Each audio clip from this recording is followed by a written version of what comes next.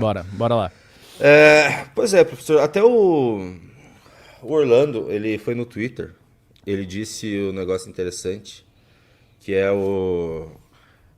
a gente tem que tomar cuidado para não ficar arrogante e cometer os mesmos erros do bolsonarismo agora que a gente está no momento de quase que uma pré-onda Renan Santos. Tem muita coisa estranha acontecendo, a gente tem pessoas famosas começando a citar Renan Santos, a gente teve ator da Globo, a gente teve piloto de Fórmula 1, gente da Casa Maromba, tá todo mundo citando o Renan. Todo mundo. Ele tá sabe, em tudo que é jornal aparecendo, o pessoal tá surpreso de onde que surgiu esse Renan Santos. E, bom, o Orlando colocou que nós não podemos cometer os mesmos erros do bolsonarismo, né? Que é ficar cobrando posição, ficar sendo chato, ficar perseguindo. Quer falar alguma coisa sobre isso, professor? Quero, adorei que você levantou esse tema, muito bom você falar sobre isso. Então, minha gente, eu acompanhei o que foi o bolsonarismo desde o princípio. Eu estava lá na direita desde sempre e eu vi o fenômeno crescer, eu vi o fenômeno aparecer. Para quem não sabe, Bolsonaro não era a figura grandiosa que ele se tornou depois, que ele se tornou em 2018, 2017. Quando Bolsonaro aparece na direita, a primeira notícia que eu vejo de Bolsonaro na direita é ele fazendo um programa do Jô Soares. Ninguém sabia quem era o maluco. Sério mesmo, tipo, ninguém sabia. Não era como o Renan, que é um cara conhecido da direita. Não, o Bolsonaro era muito menos conhecido do que o Renan. Muito menos. Por ordens de grandeza, menos conhecido do que o Renan. E ele apareceu naquele programa do Jô Soares. Basicamente, ele era um deputado ligado aos militares. Nos meios do Olavo de Carvalho falava-se alguma coisa do Jair Bolsonaro, normalmente apenas para indicar que era um cara que tinha coragem de fazer a defesa do governo militar contra as esquerdas. Ele falava em nome do governo militar, em várias polêmicas aí que rolavam. Eu lembro de acompanhar um jornal que se chamava Ternuma, porque a esquerda tinha, talvez tenha até hoje, né, uma ONG, uma agremiação chamada Terrorismo Nunca Mais. Na verdade, perdão, Tortura Nunca Mais. Né? Tortura Nunca Mais. É uma ONG, um organismo aí de esquerda, nem sei se existe isso ainda. E havia um jornal dos militares que se chamava Terrorismo Nunca Mais, o Ternuma. E era nesse jornal, de uma circulação muito pequena, uma circulação só entre os militares. E eu tinha um certo contato porque o meu avô foi militar, meu avô foi do Exército.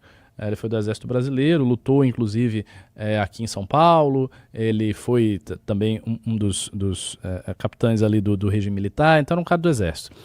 E a minha tia é um pouco ligada a esses grupos aí de filhos e filhas e netos de gente das Forças Armadas. Ele tinha o tal do jornal Ternuma, aí fazia-se alguma referência ao Jair Bolsonaro naqueles círculos, mas era muito pouca coisa. Muito pouca coisa.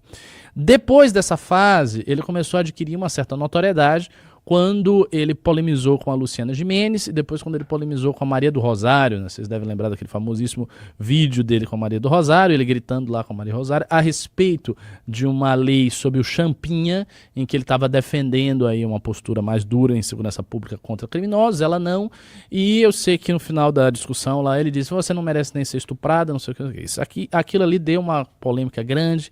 E a partir destas polêmicas, o Jair começou a ser mais ventilado dentro da direita. Só que ele não era tão ventilado assim, sabe? Era uma posição assim ainda bem marginal e as pessoas começaram a falar do Jair. Quando o Jair começa a crescer mais, no pós da campanha Aécio Dilma, porque até 2014 o grande nome da direita brasileira, pasmem, chamava-se Aécio Neves. Eu sei que hoje parece muito absurdo falar que Aécio Neves já foi o nome da direita, mas era. A direita abraçou o PSDB na época, até o próprio Olavo de Carvalho, que é um crítico assim, acerbo do PSDB, no período da campanha do Aécio Neves, ele abraçou, ele achou que foi uma campanha vigorosa, foi uma campanha forte do PSDB, e é verdade. Tendo em vista o histórico de campanhas do PSDB, aquela campanha de 2014 foi a mais arrojada de todas que o PSDB havia feito nos últimos tempos. E, no entanto, o pós daquela campanha foi um grande banho de água fria para todo mundo que estava acompanhando o PSDB. Por quê? Porque assim que terminou a campanha, Já se ouvia um burburinho de impeachment, já se ouvia um burburinho de não aceitar o resultado eleitoral, já se ouvia aí um burburinho de continuar fazendo uma oposição arredia contra o PT e tudo mais, e o PSDB saiu disso. O PSDB disse que não tinha razão nenhuma para impeachment, o Aécio Neves simplesmente se desconectou daquela energia cívica que estava rolando pós a campanha dele, e passou a ser uma figura cada vez mais figurativa, cada vez mais decorativa, e tem uma posição mais fraca, como quase sempre acontece com as lideranças do PSDB. E aí, quando isso acontece, começa as primeiras agitações de manifestação no Brasil, final de 2014, depois início de 2015, e aí é quando o Jair começa a crescer. Neste início, o Jair ainda era um cara muito pequeno, as pessoas tinham muito mais apreço pelo Caiado. O Ronaldo Caiado era uma figura maior na direita do que o Jair Bolsonaro. Quando ia alguma coisa e o Caiado era mais ovacionado, era mais aplaudido do que o Aécio, do que o Jair Bolsonaro. Só que com o tempo, por conta das mitadas, por conta das coisas que Bolsonaro falava, a coragem que ele tinha de falar certas coisas assim muito abertamente, ainda que de um jeito tosco, mas ele falava as coisas. E aí ele começou a crescer.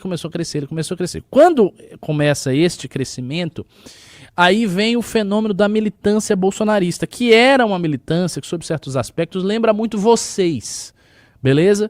Vocês me lembram um pouco da militância bolsonarista no início, no sentido que era uma militância com muita energia, era uma militância sempre, nós vamos vencer, nós vamos chegar lá, não interessa, nós acreditamos, tinha uma coisa assim, sabe, esse calor da militância do MBL, se alguém falava mal do Jair, todo mundo ia lá e batia e defendia, não, esse é o projeto certo, tinha essa coisa que se perdeu, né, se perdeu com o governo trágico do Bolsonaro, com o governo desastroso do governo Bolsonaro, com as inúmeras capitulações que Bolsonaro fez perante o sistema político. Tudo isso fez com que a energia daquelas pessoas se perdesse, fosse, sabe, arrefecendo, e hoje a militância do bolsonarismo, sinceramente, é apenas uma pálida imagem daquilo que ela já foi.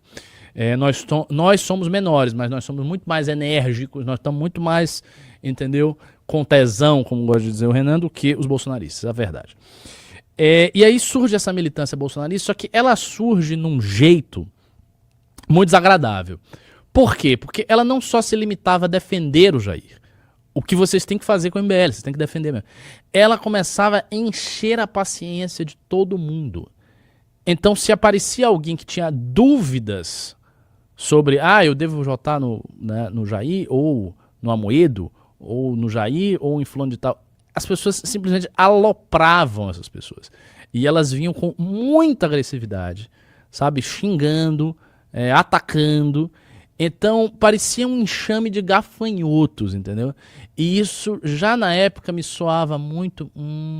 essa galera não tá legal. Essa galera aí tá se passando demais. Essas pessoas estão muito agressivas, elas estão querendo extorquir o apoio político na base da gritaria, na base da pressão, e isso não é legal. E por que isso não é legal? Porque isso gera uma coisa que a gente tem que evitar gerar. Isso gera ressentimento. As pessoas que estão do outro lado e elas estão em dúvida, e elas ainda não sabem, elas ainda não têm confiança no seu projeto, elas querem algum indício para ter essa confiança. Elas estão ali esperando serem convencidas. Elas querem ouvir alguma coisa, mas elas não querem ser achacadas. Elas não querem que o militante fique em cima delas, as agredindo e as xingando, dizendo que elas têm que apoiar o Bolsonaro, senão elas são um esquerdista. Ou você vai apoiar o Renan, senão você é um esquerdista. Cale sua boca, apoie o Renan Santos, senão você é um merda. Este tipo de abordagem afasta as pessoas.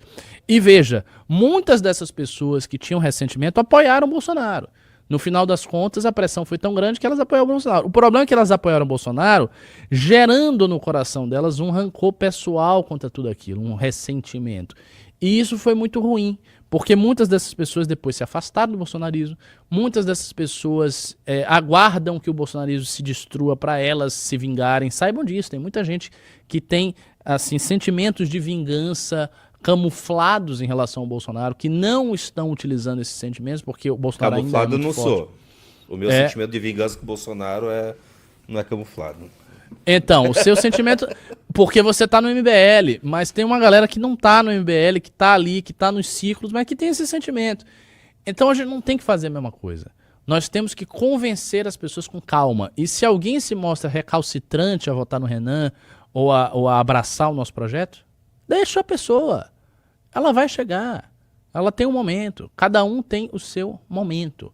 Então, esse recado que o Orlando deu para a militância é um recado muito correto. Subscrevo integralmente. Tem que ser assim, tem que ser com calma. Não precisa pressionar. Agora, claro, se você está vendo ataques maliciosos ao movimento, ao pré-candidato, às figuras maiores do movimento, você vai lá e você defende. Aí sim você pode ser mais agressivo, porque aí é um ataque que você está com. Mas não a pessoa, eu não confio nesse Renan, eu não gosto dele, eu acho que o MBL é problemático. Mas nesse caso, convença, mostre as pautas, mostre as propostas, pergunte por que você está achando que é problemático. Você não conhece ele, mas não fique em cima daquele jeito agressivo e, sabe, como um enxame de gafanhoto.